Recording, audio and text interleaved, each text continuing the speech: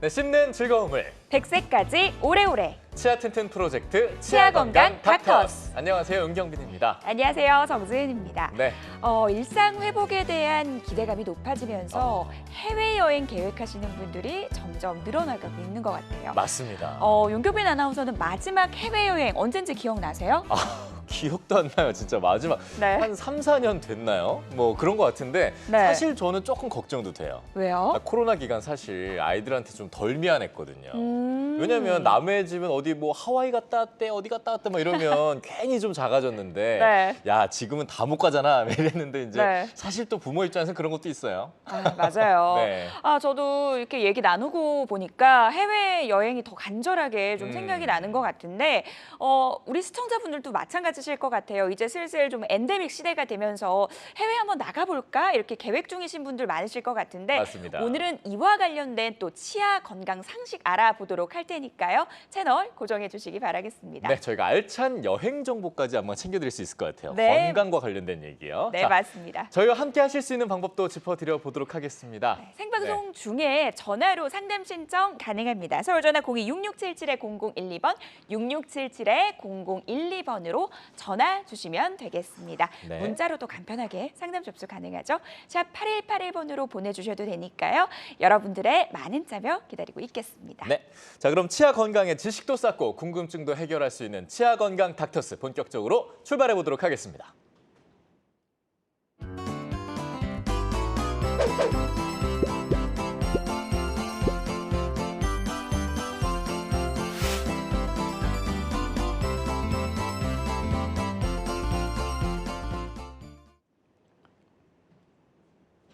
오늘의 첫 순서 당신의 치아는 안녕하십니까 시간입니다. 네. 이 시간 통해서 치아 건강 상식들 저희와 함께 차곡차곡 쌓아보시죠. 자, 김태성 원장님 모시고 이야기 본격적으로 나눠볼게요. 원장님 어서 오세요. 네, 안녕하세요. 반갑습니다. 네, 반갑습니다. 어서 오시죠. 자, 뭐 원장님도 저희 오프닝 할 때 이제 함께 들어보셨겠지만 정말 지금 이제 뭐 뉴스에도 많이 나고 있고요. 해외 여행에 대한 예약률이 엄청나다고 지금 듣고 있거든요. 네. 그만큼 지금 관심을 많이 갖고 계시다는 얘기인데, 근데 비행기를 tas을 때 갑자기 치아가 아파지는 경우가 있다고요. 이거는 무슨 경우입니까? 네, 저도 뉴스에서 항공권과 해외여행 상품 예약이 몇 배 늘었다는 것을 봤습니다. 예. 빨리 코로나가 종식되어 평범한 일상생활로 돌아왔으면 좋겠네요. 혹시 두 분 비행기 타실 때 귀가 먹먹한 증상을 경험하신 적 있나요? 귀 먹먹해지는 건 뭐 맨날 그렇죠. 맞아요. 네, 자주 그런데 침 삼키잖아요, 그럴 때. 네. 네. 그 기내 기압은 지상 기압에 비해 약 75% 정도로 낮습니다. 기내 기압이 낮아지면 상대적으로 체내 압력이 높아지게 되는데요. 그로 인해 신체적인 많은 변화가 생깁니다. 가장 대표적인 증상이 방금 얘기 드린 귀가 먹먹한 증상이고요. 네. 또 치아나 잇몸에 있는 신경이나 혈관이 팽창하면서 치통이 나타날 수가 있는데 이를 항공성 치통이라고도 합니다. 항공성 치통. 아니 저는 사실 예전에 이 비행기 안에서 사랑니가 안 아프던 게 갑자기 아파가지고 이게 뭐지? 그냥 심리적인 건가? 라는 생각을 했었는데 실제로 항공성 치통이라는 게 있다는 사실을 오늘 이 시간 통해서 처음 지금 처음 알았어요. 네, 알게 된 네. 것 같아요. 그러면요, 원장님, 이 항공성 치통을 좀 더 조심해야 될 분들이 좀 있을까요? 네, 그렇습니다. 항공성 치통은 충치나 치주 질환이 있으신 분들에게 더 잘 발생하는데요. 예. 특히 치아에 금이 가거나 충치가 심한 분들은 치수염이 발생될 수가 있는데 비행 중에 극심한 통증이 생길 수 있는 급성 치수염이 생길 수도 있습니다. 급성 치수염이요? 네. 왠지 좀 되게 날카롭고 아프고 좀 그런 이름인데요, 그게? 네, 맞습니다. 급성 치수염은 요통, 요로결석과 더불어 3대 통증이라 불릴 만큼 심한 통증 중에 하나인데요. 밤에 극심한 통증으로 이가 아파서 한숨도 못 자다가 다음날 치과 문 열자마자 이렇게 찬물을 머금고 오시는 분들이 계시는데 그 주 증상이 급성 치수염의 증상입니다. 바늘로 콕콕 쑤시는 듯한 통증이라고 표현을 많이 하시고요. 네. 비행기 내에서 통증이 심해지면서 염증이 더 심해지면 치아 회복이 느려지게 되고요. 또 해외여행을 가게 되면 아무래도 치과 치료가 쉽지가 않을 겁니다. 네. 그래서 여행이 종료 후에 치과치료를 오시게 되는데 그동안 염증이 심해지게 되면 뿌리까지 문제가 생겨서 심한 경우는 발치를 해야 되는 안타까운 경우도 생길 수가 있습니다. 저런. 그렇게까지 네. 악화될 수도 있군요. 맞아요. 아니 3대 통증이라고 하니까 도대체 얼마나 아플지 가늠하기도 어려울 지경인데 그러니까 즐거운 여행을 또 즐기기 위해서는 반드시 여행 전에 치과 진료를 받는 게 진짜 중요하겠어요, 원장님. 예, 그렇죠. 예를 들어 사랑니도 기내에선 치통의 원인이 될 수가 있는데요. 사랑니는 잘 보이지 않는 깊숙한 곳에 위치하기 때문에 충치가 생기기도 쉽고요. 또 칫솔이 잘 닿지 않기 때문에 잇몸의 일부가 또 덮여 있는 경우도 많기 때문에 염증이 자주 발생하게 됩니다. 예. 그래서 가끔 사랑니 염증이 계셨던 분들은 항공성 치통뿐만 아니라 또 여행을 가게 되면 많이 즐겨야 되니까 많이 돌아다니게 되니까 피로감도 쌓이게 되고 또 분위기 좋은 데 가면 또 술도 한 잔씩 하셔야 되는데 그로 인해서 통증이 심해지거나 굉장히 심하게 부어서 즐거운 여행을 망칠 수가 있습니다. 맞아요. 따라서 이제 한 번씩 염증이 있었던 사랑니는 여행 전에 발치하시는 것을 권해드립니다. 왜 여행 가면 제일 꼭 좀 겪지 말아야 되는 게 두 가지가 있잖아요. 뭐죠? 물건 뭐 잃어버리는 거하고 네. 아픈 거. 맞아요. 아프면 그 순간부터 여행이 다 끝이기 때문에 꼭 좀 그 여행 가시기 전에 점검을 좀 받아보시고 가는 게 필요할 것 같고요. 네. 근데 얘기를 듣다 보니까요, 원장님. 네. 저는 조금 이런 엉뚱한 생각이 좀 듭니다. 아까 이제 항공성 치통이라고 하셨는데 네. 항공성이니까 그럼 뭐 비행기에서 내리면 지상으로 내려오면 안 아파지는 거 아니야? 병원 안 가도 되는 거 아니야? 네. 이런 생각이 좀 드는데요, 저는. 네, 항공성이라 그러니까 내려오면 괜찮을 거라고 생각되지만 네. 모든 통증은 가역성과 비가역성으로 나눌 수 있습니다. 가역성이라면 일시적으로 잠깐 아팠다 괜찮아지는 경우가 있지만 비가역성은 다시 돌아오지 않기 때문에 꼭 치료를 받으셔야 됩니다. 그래서 항공성 치통이 생기셨다면 여행을 다녀오셔서 꼭 치과를 방문을 하셔야 될 것 같습니다. 어떻게 보면 내가 잘 모르고 있었던 치아의 상태를 좀 알 수도 있는 것 같은 느낌이네요. 예, 그렇죠. 점검 받으러 비행기 한번 네. 타야 되나요? 자, 뭐 그러실 필요까지는 없을 것 같고요. 그런데 지금 말씀하신 것처럼 이제 항공성으로 이렇게 비행기 안에서 치통이 급속적으로 갑작스럽게 왔을 때 그 순간을 좀 버텨야 될 경우가 많잖아요. 네. 긴 장시간 여행할 때는 네, 더 그렇죠. 피곤할 것 같고요. 네. 그럴 때 할 수 있는 응급 조치 같은 게 좀 있을까요? 네, 우선 첫 번째로 구할 수 있으시다면 기내 응급약을 통해서라도 진통소염제를 복용하시고요. 예. 네. 또 찬물이나 얼음물 같이 차가운 물을 해당 부위에 머금고 있으면 통증 완화에 도움이 됩니다. 찬물이. 네. 예. 하지만 이런 일이 생기지 않는 것이 가장 중요하겠죠. 네. 지금 항공권을 구매하시고 해외여행 계획 세우신 분들이 많으실 것 같은데 그 계획 밑에 꼭 여행 전 치과 방문 꼭 기입하시길 바랍니다. 그래야겠네요. 맞습니다. 사실 뭐 저 친한 친구가 아이와 함께 사이판 여행을 계획 중이라고 하더라고요. 네. 그 친구한테 꼭 일러둬야겠어요. 여행 전에 반드시 치과 진료를 받아야 한다라고요. 어디 뭐 그 친구뿐이겠습니까? 이 방송 함께 하시는 모든 시청자분들께서 꼭 한번 네. 기억해 보시면 좋을 것 같습니다. 자, 이렇게 해서 오늘 또 치아 건강에 도움이 되는 알짜 상식까지 저희가 꼼꼼하게 짚어드려 봤는데요. 잠시 후에 고민과 궁금증을 풀어드릴 수 있는 시간도 또 계속해서 이어가 보도록 하겠습니다. 저희는 10초 후에 다시 돌아오겠습니다. 채널 고정해 주시죠.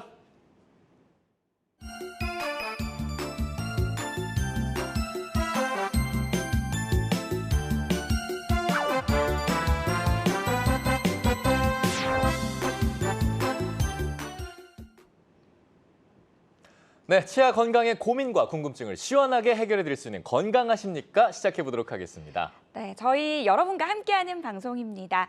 상담 신청은 생방송 중에만 가능한데요. 서울 전화 02-6677-0012번으로 전화 주시거나 샵 8181번으로 문자 보내주셔도 간편하게 상담 접수 가능합니다.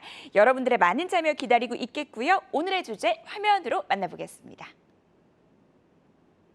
사고, 충치, 치주질환 등 다양한 이유로 상실되는 치아는 다른 신체 부위와 달리 한 번 손상되면 회복이 어렵다.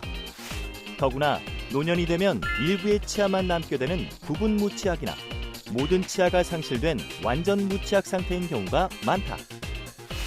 노년기에 찾아온 치아 상실은 전신 건강에 큰 영향을 미친다. 무치약 상태로 오래 지내게 되면 영양 섭취가 떨어지게 되고 2차적으로 여러 가지 전신 질환에 취약해지기 때문인데,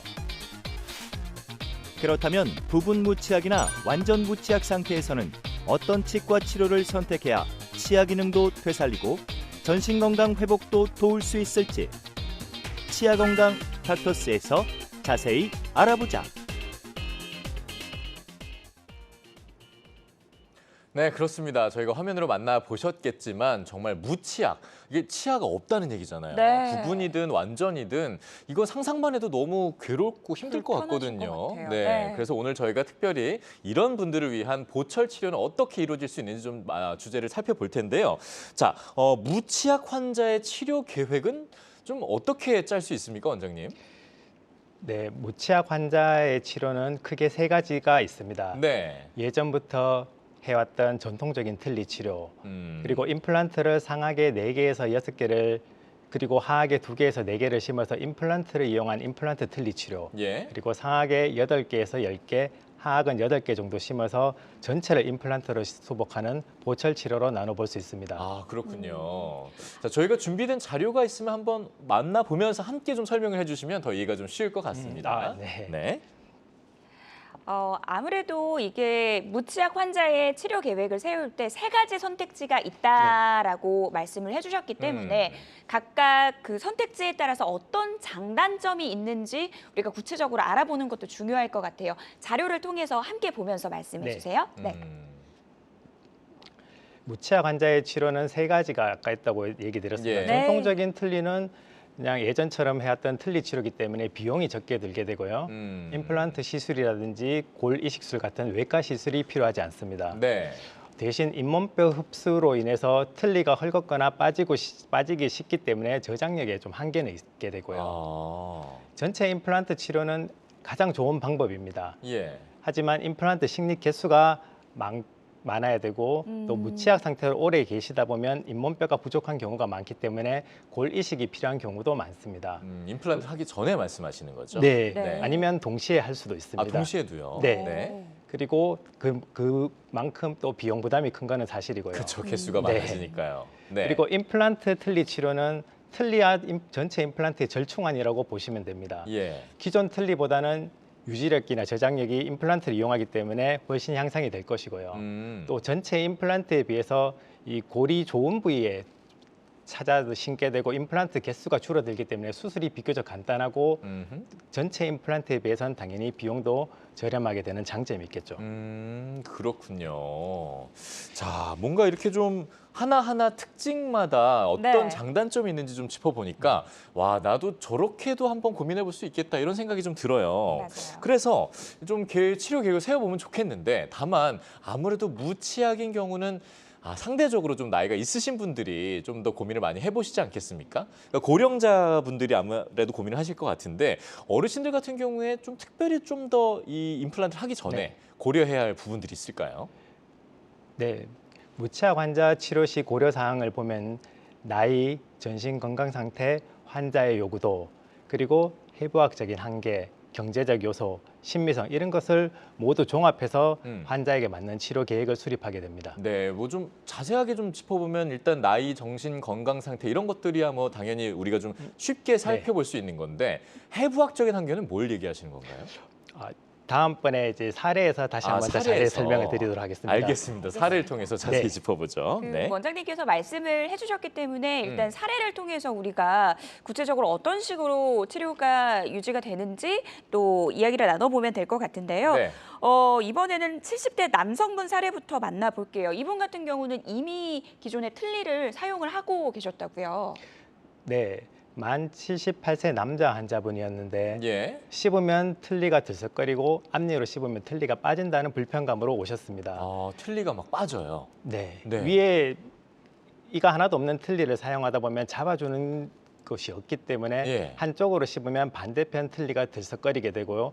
특히 앞니로 씹으면 입천장에서 흘러내리기 때문에 쉽게 빠지게 됩니다. 아하. 그래서 이 환자분의 경우는 틀니는 사용하는 데는 크게 거부감이 없었기 때문에 상하계 4개, 하하계 2개 최소한의 임플란트를 이용해서 임플란트 틀니 치료로 불편함을 해소해 드린 케이스입니다. 그러니까 아까 세 번째로 살펴봤던 임플란트와 틀니를 병행한 그 네, 치료를 그렇습니다. 받으신 분이군요. 네.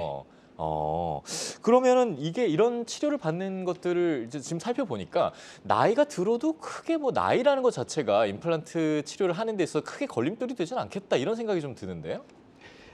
네, 그렇습니다. 예. 저희 클리닉은 환자분의 평균 연령이 많이 높은 편인데 환자분들이 오시면 많이 물어보십니다. 이 나이에도 임플란트가 가능한가요? 이렇게 물어보시면 저는 항상 그렇게 얘기하죠. 임플란트 시술에 있어서는 나이는 숫자에 불과합니다. 라고 얘기를 드립니다. 네. 나이가 많으시더라도 건강하고 예. 또 기저질환이 있으시더라도 관리가 잘 된다면 나이가 중요하지 않다는 얘기죠. 여기서 깨알 질문 하나 드려볼게요. 그럼 만나보신 환자 중에 최고령 환자는 몇 세셨어요? 제가 정확하게 기억 안 나는데 임플란트 식립한 환자 중에서는 90대 초반 환자까지도 90대 초반? 네. 그분은 물론 뭐 많이 심은 건 아니고 예. 앞에 사례처럼 틀니가 너무 불편하셔서 몇 개를 심어서 임플란트 틀니로 한 케이스입니다. 그렇다 하더라도 90대에 한다는 거는 뭐 정말 많은 분들이 좀 기대를 가져볼 수 있을 만한 얘기가 되지 않을까요? 맞아요. 요즘 예. 100세 시대인데 삶의 질이 굉장히 중요하잖아요. 그럼요. 내가 너무 나이가 많아서 이 임플란트 치료가 어렵지 않을까라고 고민하셨던 분들에게는 분명 힘이 되는 케이스가 되지 않을까라는 생각이 듭니다. 맞습니다. 네. 계속해서 사례 더 만나보도록 할게요. 네. 이번에도 70대 남성분이신데 이분 같은 경우는 기존에 이 틀니를 사용하고 계셨는데 굉장히 불편함을 느끼셨다고요, 원장님. 그 전에 또 나이에 따른 환자 사례를 하나만 더 보여드리도록 네. 하겠습니다. 그러십시오. 네. 네, 82세 여자 환자분이었는데 예. 틀니를 걸었던 치아가 이제 부러졌다고 내원하셨습니다. 네. 네, 이분은 이제 계속 틀니를 써하셨는데 예. 82세인데도 불구하고 이번 생에서는 이제 틀니를 하고 싶지 않다는 의지를 강력하게 보이셔서 어금니 쪽에 상악동 골 이식술까지 동반해서 임플란트 전압 고철로 시행을 하셨고요. 네. 지금 현재 잘 치유되고 있는 그럼 상악동이라는 거는 지금 한번 어떤 부위인지 좀 설명을 해주시면 좋을 것 같은데 혹시라도 모르시는 분들을 네. 위해서. 네, 위쪽에 어금니 쪽에 제가 이 부분은 뼈로 꽉 찬 게 아니고 공기 주머니 같은 게 들어 있습니다. 아 그래요? 예, 그래서 뭐 다른 생활하는 데 불편함이 없지만 임플란트를 신기에는 뼈가 부족한 경우가 굉장히 많습니다. 예. 그래서 이 상악동 골이식술이라는 건 이 공기 주머니를 들어 올려서 그 사이에 치족을 이식을 해서 임플란트를 심을 수 있는 충분한 뼈를 만드는 그런 시술입니다. 그러면 상악동이 아무래도 이 밑에 이보다는 좀 더 잇몸이 좀 더 이 뼈가 적을 수 있는 경우가 높나요? 확률이? 네, 대부분 환자분들이 작은 어금니부터 큰 어금니까지는 상악동 골 이식술을 시행해야 되는 케이스가 훨씬 더 많은 것 같습니다. 그렇군요. 그렇군요. 네. 아무래도 그래도 이분 같은 경우는 이 틀니를 기존에 걸었던 치아가 부러지기까지 했다고 하시니까 굉장한 불편함을 느끼셨을 맞아요. 텐데 원장님 치료를 통해서 음. 좀 개선된 삶의 질을 느끼실 수 있다라고 하니까 다행이라는 생각이 듭니다. 맞아요. 제가 아까 사례 한 분 더 보자고 말씀드렸잖아요. 이분 같은 경우도 근데 이 틀니 때문에 굉장히 불편하셨다고 들었어요. 어떤 불편함을 느끼셨나요? 네, 틀니를 오래 사용하다 보면 아무래도 틀니라는 게 생활엔 필요하지만 밤에 되면 빼놓으셨다가 다시 끼워야 되는 그런 삶을 살아야 됩니다. 어허. 그래서 일상생활에서 외식을 한다든지 여행을 간다든지 하면 많이 불편함을 느끼시는데 그렇죠. 틀니를 오래 사용하셨던 분이 임플란트 보철로 틀니를 안 쓰게 됐을 때 어떤 분들은 새 인생을 사는 것 같다 이렇게 저한테 표현을 하시거든요. 예. 그럴 때 저는 가장 큰 보람을 느낍니다. 그렇군요. 근데 이분은 그럼 구체적으로 어떻게 좀 치료를 이루어졌는지 하나하나 네. 좀 상세히 좀 얘기를 해주시면 좋을 것 같아요. 70세 남자 환자분인데 틀니를 예. 걸었던 이가 흔들거린다고 내원하셨습니다. 두 개가 흔들렸다고요? 앞에 앞에 네, 앞니가? 틀니를 앞니가 네네네. 흔들렸습니다. 사실 앞에 82세 여자 환자분들이랑 거의 흡사한 케이스였고 예. 나이가 오히려 젊기 때문에 저는 전악 임플란트를 먼저 권유를 드렸습니다. 그렇지만 환자분이 본인의 건강 상태라든지 네. 본인은 상악동 골 이식술 같은 뼈 이식 수술을 원하지 않으셨기 아하. 때문에 음. 아쉽지만 앞니 쪽에만 임플란트 심어서 보철을 한 다음에 상악동 골 이식술을 해야 되는 어금니 부분은 틀니로 치료를 한 케이스입니다. 지금 근데 말씀하신 중에 그 연세가 낮을수록 좀 더 젊으실수록 전부 다 임플란트를 하자, 전악 네. 임플란트를 하자고 더 권유를 하시는 이유가 있습니까? 아무래도 예. 기대 수명이 100세 시대이다 보니까 예. 그리고 젊었을 때 또 틀니를 하게 된 틀니를 안 쓰는 것 자체가 또 삶의 짐을 훨씬 높일 수 있기 때문에 가급적이면 젊으신 분들한테는 틀니를 안 쓰는 쪽으로 치료를 먼저 권해드리고 있습니다. 좀 더 오래 쓰실 수 있으니까 기왕이면은 그런 힘들을 더 오래오래 쓰실 수 있도록 프로그래밍을 해주시는 거군요. 네, 그렇습니다. 그렇습니다. 알겠습니다. 자, 이렇게 사례들을 듣고 있는데 네. 근데 또 이렇게 지금 말씀하신 분들은 뭐 이식해서 좀 틀니를 하고 뭐 또 임플란트를 하고 할 수 있었겠지만 구조적으로 자체적으로 아예 좀 이런 것들이 힘들어 보이는 케이스도 있다고 들었어요. 네, 그렇습니다. 예. 예를 들면 운동을 안 하게 되면 우리 몸에서 근력은 점점 없어지게 소실이 됩니다. 그렇죠. 근육은. 근육량도 줄고 그렇죠. 네, 우리 몸에서 필요가 없다고 생각되면 점점 없어지는 건데요. 예. 치조골도 마찬가지입니다. 치조골도 치아가 있으면 본인이 필요하다고 생각돼서 치조골 자체가 형태가 유지가 되는데 치아가 발치가 되고 나면 본인이 치조골이 필요가 없다고 생각되니 점점 흡수가 되게 됩니다. 그 본인이 그렇게 생각하는 게 아니라 뇌나 우리 몸이 그렇게 받아들이는 네, 그렇죠. 거잖아요. 그렇죠. 거기다가 틀니를 장시간 사용하게 되면 잇몸에서 저장력을 많이 예. 받고 또 치조골로 바로 저장력이 전달이 되기 때문에 네. 치조골 소실이 급격히 빨리 진행이 될 수밖에 없습니다. 치조골이라는 건 아무래도 잇몸 뼈 이런 부분을 말씀하시는 게 그렇습니다. 맞죠. 네. 이게 안 쓰면 이가 빠지고 나면 없어지고 막 이렇게 되는 거군요. 네, 이가 빠지고 나면 치조골은 점차적으로 흡수가 되는 것은 맞습니다. 정말 인체가 신비하기도 하지만 이런 얘기는 좀 안타깝네요. 그러니까요. 예. 그래서 구체적으로 어떤 방식으로 이분 같은 경우는 이제 치료를 진행을 하셨는지도 말씀해 주시면 더 설명이 이해가 쉬울 것 같아요. 이제. 네. 네, 58세 여자 환자분인데 네. 아래 위로 틀니를 사용하셨는데 이제 밑에 틀니를 걸었던 이가 많이 불편해서 오셨습니다. 그래서 아직 젊으시기 때문에 가급적이면 전학 임플란트 치료를 원하셨는데요. 예. 이 환자분 같은 경우는 굉장히 젊으실 때부터 틀니를 사용했다고 합니다. 그러다 보니 이제 치조골, 그 잇몸뼈가 굉장히 많이 흡수가 되는 형태인데요. 위턱뼈에는 상악동 골 이식술이라는 이런 시술을 통해서 뭐 많이 소실됐다도 가능한 경우가 많지만 예. 아래턱에는 그 아래턱뼈 중간에 큰 신경이 지나가는데 예. 치조골 흡수가 굉장히 심하게 되면 신경 바로 위까지 뼈가 많이 소실되는 경우가 있습니다. 그래서 이분 같은 경우는 신경 바로 위까지 뼈가 소실됐기 때문에 어금니 부분은 전학 임플란트 보철을 하고 싶어도 할 수 없는 그런 케이스였습니다. 지금 말씀 중에 흡수가 됐다, 소실이 됐다라는 표현을 같이 쓰시는데 그게 결국 같은 얘기인 거죠? 네, 예. 그렇습니다. 뼈가 흡수가 되면서 또 소실이 됐다는 표현도 하기 때문에 그렇습니다. 그렇게 이해하면 되겠군요. 저는 혹시라도 뭐 이게 흡수가 된다는 건 다른 이유가 있나 싶어서 여쭤봤는데 네. 그러니까 결국 안 쓰고 틀니를 쓰게 되면 그런 현상들이 좀 더 쉽게 발생한다는 얘기군요. 네, 치아가 있으면 치아가 저장력을 받게 되겠지만 예. 치아가 없이 틀니를 사용하게 되면 치조골이 직접적으로 그 저장력을 받기 때문에 치조골 흡수가 빨리 진행이 됩니다. 그렇군요. 네. 어린 나이임에도 불구하고 이 전학 임플란트는 불가능한 상태여서 어떤 식으로 치료를 받아야 될지 굉장히 고민이 많으셨을 것 같은데 그럼 원장님께서 어떤 식으로 진행을 해주셨을지 사진을 좀 보면서 설명을 해주실까요? 네. 이분은 상악의 윗니는 어금니 쪽에 상악동 골 이식술을 시행해서 임플란트 수복을 하였고요. 네. 하악의 밑는 어금니 쪽에는 신경까지 가깝게 치조골이 없기 때문에 그 부분은 시술이 불가능했기 때문에 최대한 임플란트 심을 수 있는 부위를 이용해서 앞쪽 부분에 4개를 심은 다음에 이렇게 자석을 이용한 임플란트 틀니로 치료를 마무리하였습니다. 자석으로 임플란트 틀니가 된다고요?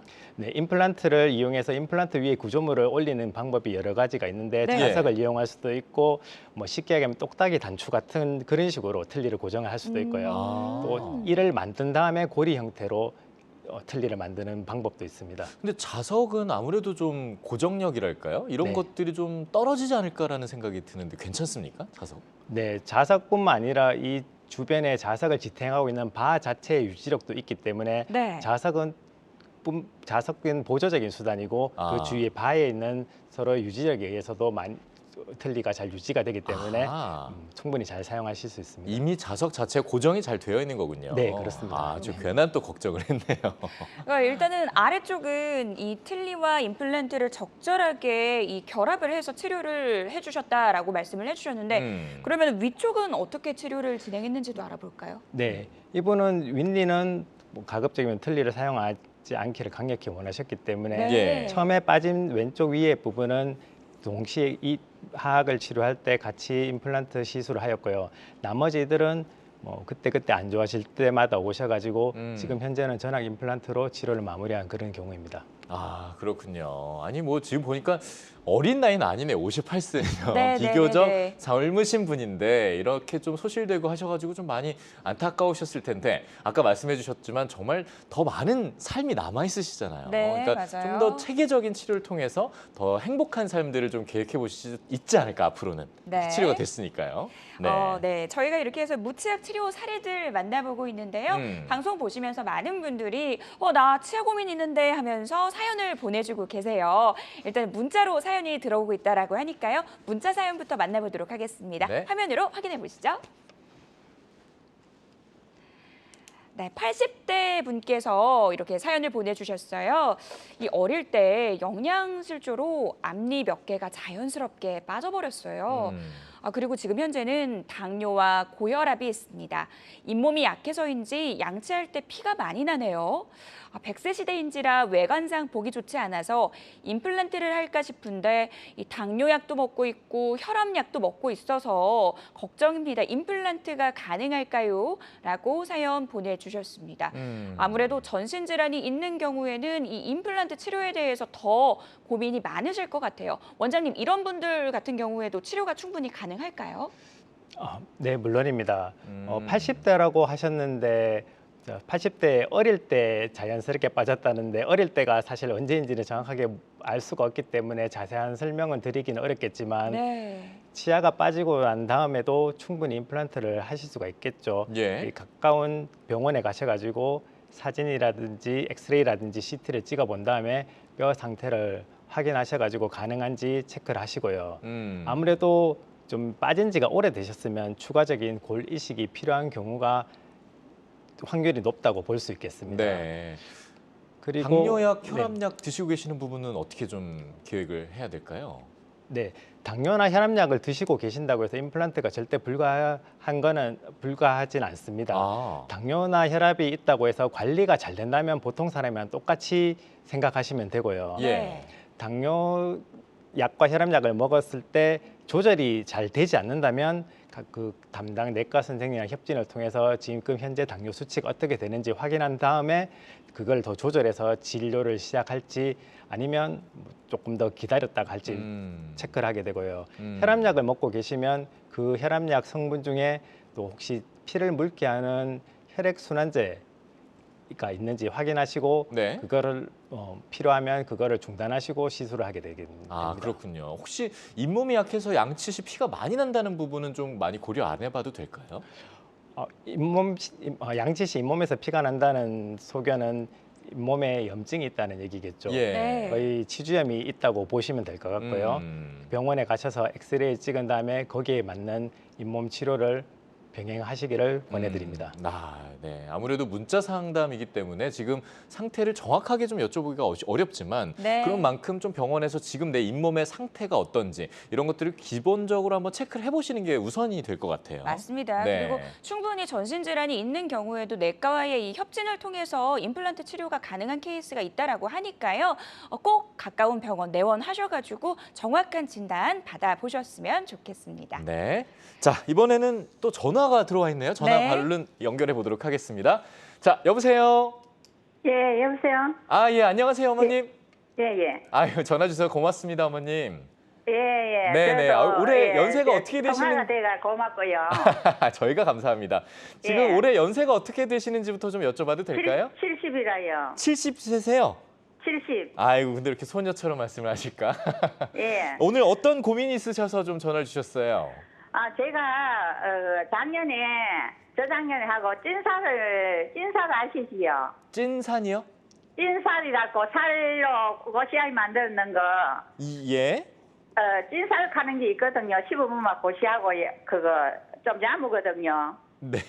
거기 마시다가 내가 그걸 좀 많이 먹었지만은 예. 이빨이 막 얼굴매가 좀 아픈 것 같아가 그래서 치과 가서 사진 찍어 보니까 그거 먹다가 이빨이 이제 부러졌다 하면서 이빨이 부러졌다고요? 예, 뽑았거든요. 그게 좀 질긴 음식인가 보죠, 어머님? 딱딱한 거라요. 그거 살매로 그래. 살매로 딱딱한 거라요. 그거 어디가 마시다가 그걸 어떻게 부러졌는지 좀 설명을 해주시죠, 어머니? 뿌리가 뼈가 부러져가 뿌리까지 다 뽑았거든요. 아, 뿌리까지요? 어디요? 예. 윗니와 아랫니, 뭐 왼쪽, 오른쪽 이런 것도 좀 말씀해 주시면 좋을 것 같은데. 아, 왼쪽에 위에 이 어금니 제일 안에 거요. 왼쪽 어금니가.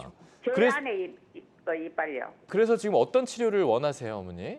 그걸 뽑았는데 예. 뽑을 때 3개월 후에 임플란트 하라 하대요. 아. 그런데 3개월 후에 갈락해도 코로나 때문에 치과에 가기가 무서워서 예. 아직 안 갔거든요. 네네. 네. 그런데 어금니 제일 안에 끼라서 임플란트 해야 돼요. 안 하고 있어도 될란지 궁금했어요. 아, 알겠습니다. 저 원장님 다 듣고 계셨으니까 정확한 상담을 바로 좀 연결해 드리도록 하겠습니다, 어머님. 자, 원장님 예. 상담 좀 부탁드릴게요. 네, 안녕하세요. 어머니 반갑습니다. 예, 안녕하세요. 네, 잘 예. 들었습니다. 뭐 찐살이라는 게 누룽지의 일종이시죠? 예, 맞아요. 네. 그런 단단한 누룽지를 먹고 치아가 파절돼서 발치하는 경우가 생각보다 굉장히 많습니다. 예. 그래서 조심을 하셔야 되는데 지금 왼쪽 제일 안에가 빠지신다고 하셨죠? 예. 아무래도 우리나라 사람들은 질긴 음식을 좋아하고 딱딱한 음식을 많이 드시기 때문에 제일 안쪽이까지 회복해 줄 수 있으면 회복해 주는 것이 가장 좋습니다. 아, 예. 네, 물론 위에 아까 설명을 드렸다시피 상악동이 있어서 빼이식이 좀 필요할 수도 있겠지만 뭐 아직까지 70세면 젊지 않습니까? 가급적이면 제일 마지막이라도 수복을 해주셔야지 더 오래 앞니들도 잘 쓸 수 있습니다. 아, 그럼 하는 게 옳은 거네요, 그만. 네. 임플란트 해였는 게 좋은 거네요. 네, 위에 일을 또 하지 않으면 아랫니가 기능을 하지 않기 때문에 아랫니가 위로 많이 올라올 수도 있고요. 또 아. 아랫니가 기능을 하지 않기 때문에 사실 이가 하나가 그냥 구강 내에 있는 건 아깝지 않습니까? 그래서 예. 가급적이면 일을 해넣으시는 것을 권해드립니다. 아, 하는 게, 예. 네. 그게 궁금해서 생각하다가 전화해봤어요. 네, 어머니 오늘 전화 주셔서 너무 감사드리고요. 네, 뭐 네. 이렇게 저희가 제일 많이 듣는 얘기 중에 하나가 그겁니다. 왜 이제 오셨어요? 그러니까 필요할 때 꼭 적절한 치료를 하는 게 굉장히 중요하다는 말씀을 저희가 많이 듣거든요. 지금 원장님 말씀해 주신 대로 아마 지금 찾으시는 병원에서 그 계획대로 맞춰서 다음 이에 또 다른 피해를 주지 않도록 좀 치료 계획을 세워보시는 게 좋을 것 같습니다. 어머님 오늘 전화 고맙습니다. 네. 자, 그러면 다음 아까 살펴보고 있었던 사례를 좀 더 네. 살펴보면서 얘기를 이어가 보면 좋을 것 같은데요. 네. 자, 이번에는 어떤 분을 좀 만나보면 좋을까요? 원장님 어떤 사례였습니까? 네, 71세 남자 환자분이었는데 예. 아래 왼쪽 임플란트가 빠지고 오른쪽 임플란트가 치아가 흔들거린다고 오신 분입니다.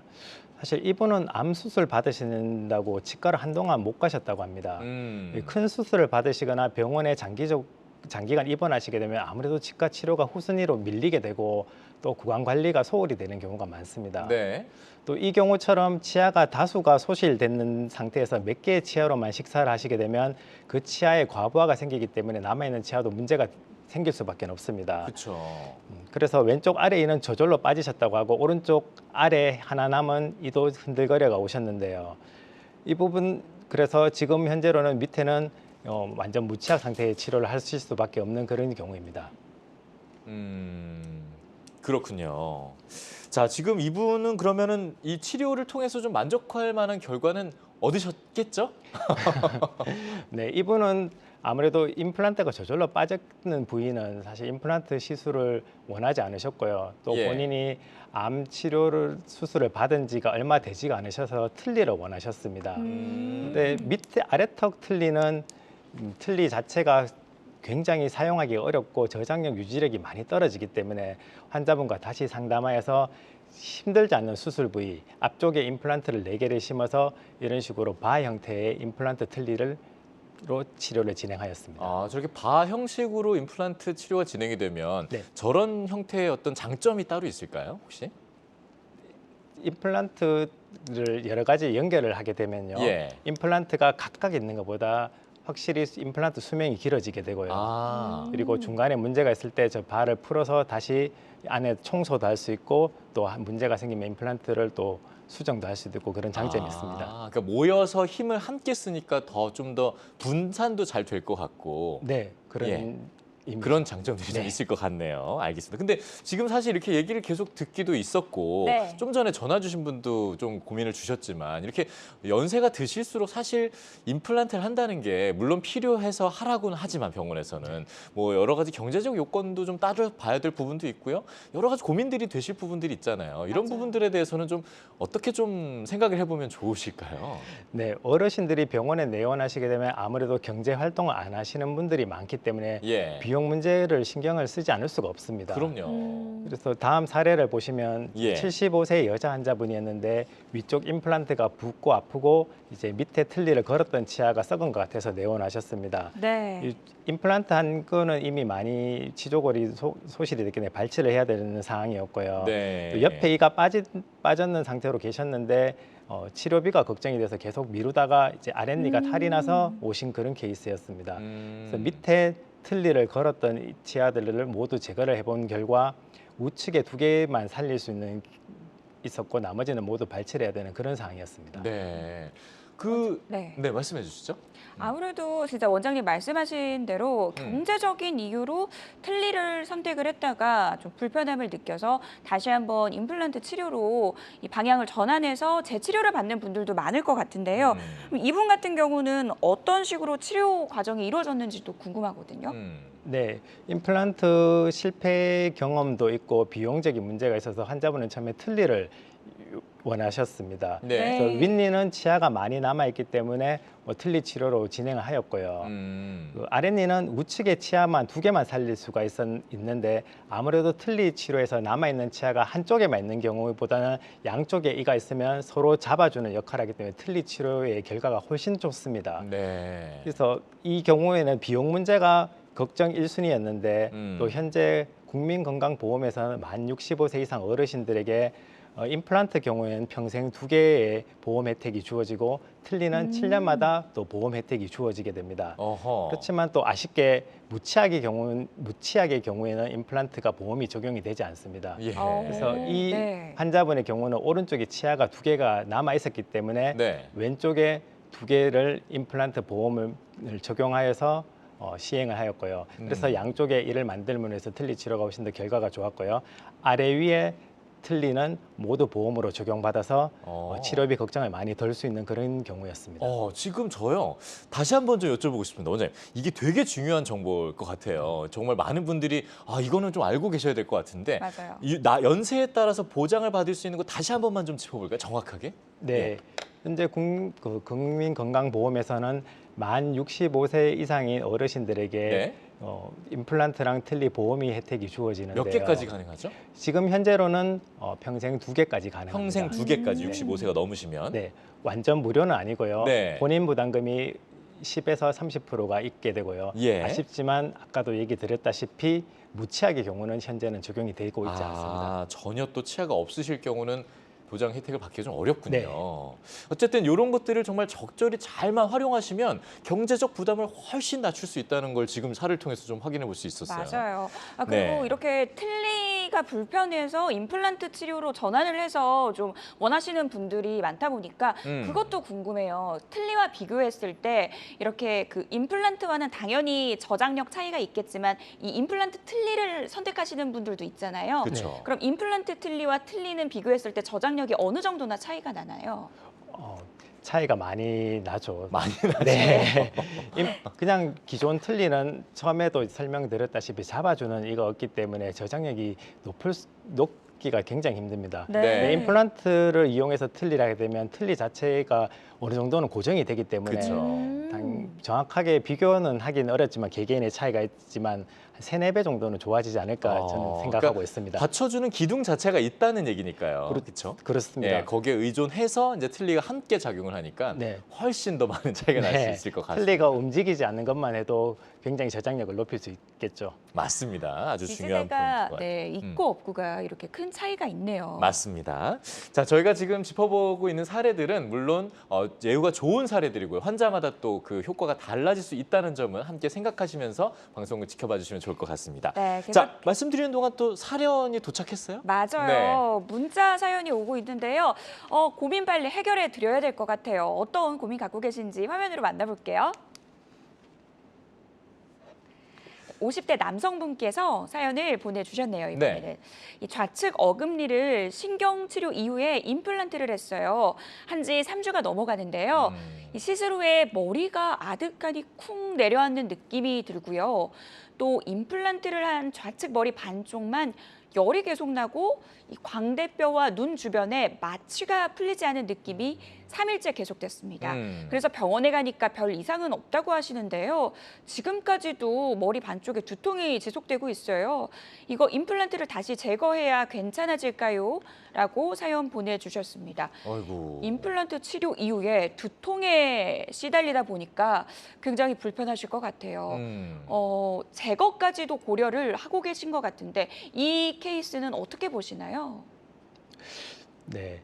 좌측 어금니 윗니를 혹시 치료를 하셨는지 지금 사례에서는 정확하게는 알 수는 없지만 예. 윗니에 임플란트 시술을 하게 되면 설명드렸다시피 상악동 거상수를 동반하는 경우가 굉장히 많습니다. 네. 상악동 어떤 거요? 거상수, 상악동 내에 뼈 이식을 하는 경우가 아, 굉장히 네네. 많게 되는데 상악동 내에 뼈 이식을 하게 되면 일시적으로 염증이 와서 사례자분처럼 광대뼈나 눈 주위에 불편한 증상, 두통이 있는 경우가 생길 수가 있습니다. 예. 그래서 일시적인 상악동염이라고 볼 수 있을 것 같은데 대부분 약으로 한 2주 정도 경과를 보게 되고요. 그렇게 해서 좋아지면 뭐 계속 기다리면 될 것 같고 만약에 약을 복용했는데도 계속 그 증상이 나타난다면 임플란트를 제거를 해서 염증이 가라앉은 다음에 다시 재수술하는 것을 권해드립니다. 네. 아니 근데 지금은 아까 지금 원장님이 말씀해 주신 그 기간을 좀 지나 보이거든요. 3주가 지났다고 하는데 지났다고.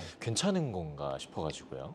이게 처음부터 이제 불편하다고 얘기를 하셨지 않으면 또 그동안 약을 먹지 않으셨을 수도 있기 때문에 아하. 네. 이제 불편한 증상을 잘 얘기하셔가지고 보통 이런 증상이 나타나면 한 열흘에서 2주 정도 꾸준하게 약을 먼저 먹어보게 됩니다. 항생제랑 소염제랑.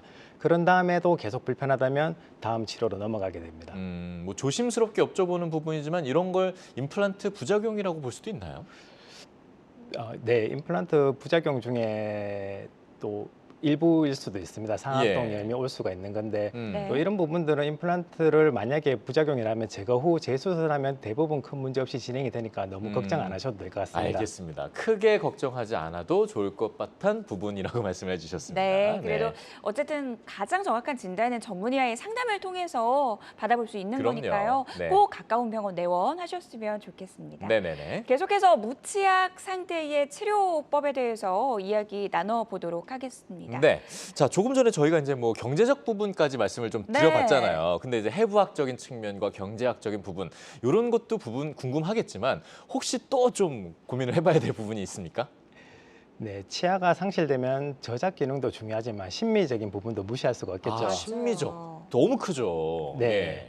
무치약 상태가 오래되면 수직적, 수평적으로 골 소실이 발생하게 됩니다. 그렇게 되면 입술을 받쳐주는 뼈가 많이 소실되기 때문에 예. 입술이 많이 꺼져 보인다고 얘기를 많이 하시고 또 입술이 꺼져 보인다고요? 네, 또 틀니를 오래 쓰신 분들은 틀니를 빼고 나면 입이 합죽하다고 이렇게 표현을 많이 하십니다. 네네.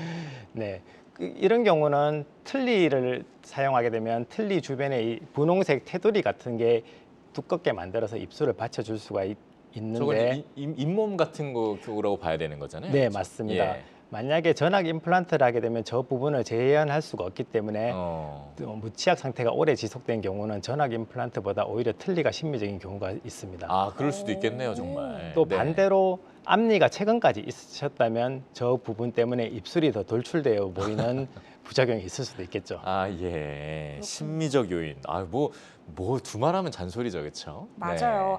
사실 진짜 치아가 상실된 상태로 오래 지속되신 분들을 보면 이렇게 입이 좀 들어가 보인다고 할까요? 그런 케이스를 진짜 많이 본 것 같아요. 네네. 그래서 심미적인 부분을 고려를 안 할 수가 없을 것 같은데 비교적 예후가 좋았던 좀 치료 사례를 만나볼까요, 원장님? 네. 59세 남자 환자분인데 틀니를 굉장히 오랫동안 사용하셨고 이제 틀니를 더 사용하고 싶지 않다고 오셨는 분입니다. 예. 근데 앞에서 얘기 드렸던 것처럼 틀니를 장기간 사용하다 보면 입술이 많이 꺼지게 보이게 되는데 안으로 들어가 보인다는 얘기죠. 네. 예. 그래서 이 경우는 아랫니는 계속 유지가 되기 때문에 아랫입술은 모양은 괜찮지만 CT 연조직 상에서 보면 윗입술은 많이 들어간 양상을 보이고 거기에 따라서 입술에 주름이 많이 지어 보이는 그런 형태로 보이고 있습니다. 그렇죠. 주름이 더 생길 수 네. 있죠. 예. 그래서 환자분도 신미성도 또 무시를 할 수 없었기 때문에 만약에 전악 임플란트를 했을 때 입술 모양과 틀니를 사용했을 때 입술 모양을 시뮬레이션해서 환자분과 상의를 한 후 앞니 쪽은 틀니를 하기로 결정했고요. 그런 게 시뮬레이션이 되나요?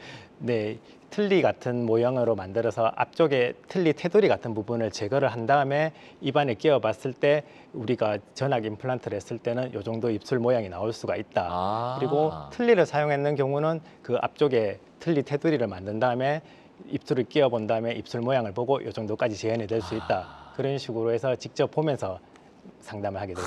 이러면 정말 환자분의 만족도가 높아질 수밖에 없을 것 같은데요. 그러니까요. 예. 이게 심리적인 부분이다 보니까 개개인별로 맞춤 치료를 진행하는 게 굉장히 중요할 것 같습니다. 맞습니다. 네.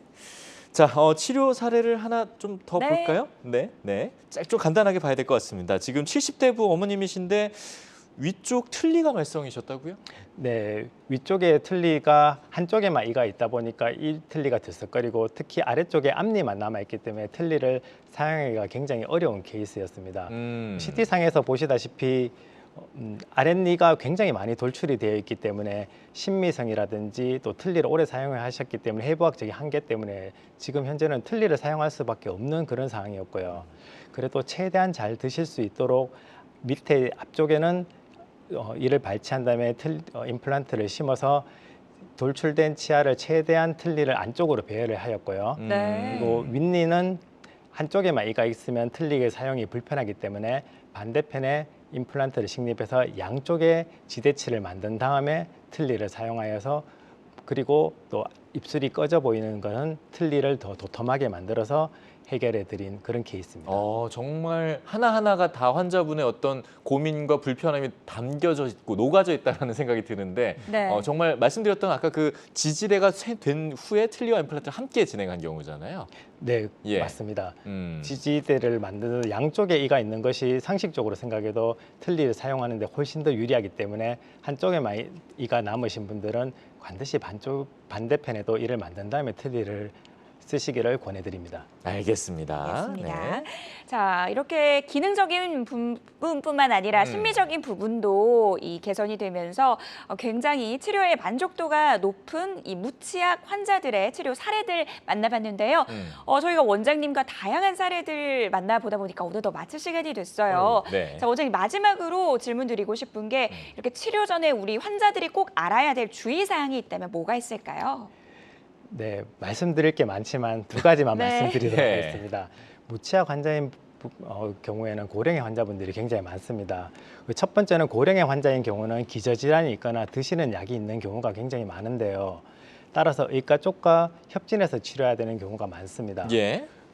또 각도 혼자서 판단하셔서 이 정도면 치과 치료 받는데 괜찮겠지 하고 그런 사실에 대해서 전혀 고질 안 하시는 분들이 있는데 절대 그러시면 안 되고요.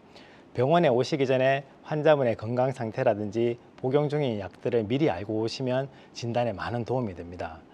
예를 들어 당뇨가 있으신 분들은 약을 먹으면서 당뇨 수치가 어느 정도 조절이 되는지, 최근에 검사한 당뇨 수치가 어느 정도 되는지, 또 혈압약을 드시는 분들도 지금 현재 혈압이 어느 정도 유지가 되는지, 또 약을 드시는 분들은 복용 중인 약 중에 피를 묽게 하는 혈액순환제 같은 게 들어있지 않는지, 또 골다공증 약 드시는 분들은 골다공증 약 이름이라든지 어느 정도 복용했는지 이런 세세한 부분들까지 알아오시면 진단에 많이 도움이 되겠고요. 뭐 안 되더라도 내과도 협진을 통해서 확인하실 수 있고요. 네, 네. 그래도 또 미리 알아오시면 저희들이 의뢰서를 적을 때 그 내용을 좀 더 자세히 적어 드릴 수 있기 때문에 환자분이 2번 이상 발걸음을 안 하실 수 있게 만들어 드릴 수 있습니다. 네. 또 한 가지 주의사항은 네. 뭡니까? 두 번째는 이제 병원을 선택하실 때 너무 가격에만 현혹되지 마시고요. 네. 임상 경험이 풍부한 의료진을 만나기를 찾아가시기를 권해드리고요. 네. 네. 또 치과 치료가 뭐 감기 이런 것처럼 한두 번 치료하고 안 가는 곳이 아니기 때문에 앞으로 꾸준하게 다닐 수 있는 믿을 수 있는 병원을 선택하시라고 권해드리고 싶습니다. 네. 자, 여기서 보내드리고 싶은데 오늘 저희가 만나본 사례가 거의 다 고령자고 무치약과 관련된 얘기였던 만큼 또 아까 전화 주신 분이 치아가 부러지셨잖아요. 딱 네. 부러지셨다가. 맞아요. 이것만큼은 좀 주의하시면 좋겠습니다. 고령 어르신들에게 팁 하나만 주십시오. 뭐 있습니까? 딱 하나만. 딱 하나만요. 예. 네. 저는 이제 검진 오시는 분들한테 양치 잘하는 얘기는 워낙 많이 들으셨을 거고요. 네. 예. 저 아껴 쓰시라는 얘기를 많이 드립니다. 아껴 써라. 네, 예를 들어서 우리가 저작에 제일 중요한 제1대구치의 경우는 만 6세에 맹출을 시작해서 만 9세에 완성이 됩니다. 예. 100세 시대라고 보면 그 치아를 90년 동안 사용해야 되는 겁니다. 우리나라 사람들이 좀 단단하고 질긴 음식을 많이 좋아하기 때문에 젊었을 때 이가 좋다고 방심하지 마시고 아껴 쓰시고 또 연세가 드셔도 계속 그 아껴 쓰셔야지 좀 더 오래 쓰실 수 있지 않을까 네. 보고요. 더 들으라고 하시는 얘기. 그래서 예를 들어서 마른 오징어 같은 질긴 음식이라든지 예. 뭐 사탕, 얼음을 깨 드시거나 이런 거는 조심을 하셔야지 치아가 파절돼서 치아를 상실하는 것을 막을 수가 있습니다. 알겠습니다. 마지막 원장님의 또 꿀팁까지 잘 들어봤습니다. 네. 자, 모든 치료법에는 부작용이 따를 수 있고요. 개인마다 치료 효과는 다를 수 있다라는 점, 가장 좋은 치료법은 전문의와의 상담을 통해서 적절한 치료를 받는 것이라는 점 꼭 기억해 두셨으면 좋겠습니다. 네. 자, 김태선 원장님 여기서 보내드릴게요. 원장님 오늘 도움 말씀 감사합니다. 네, 감사합니다. 고맙습니다. 네. 치아건강 닥터스 어느덧 마칠 시간입니다. 저희가 아쉽지만 상담은 실시간 생방송 중에만 가능하다라는 점 꼭 기억해 두셨으면 좋겠습니다. 네, 저희는 여기서 오늘 준비한 순서는 모두 마치도록 하겠습니다. 다음 주 이 시간에 더 알찬 소식으로 다시 찾아뵙겠습니다. 고맙습니다.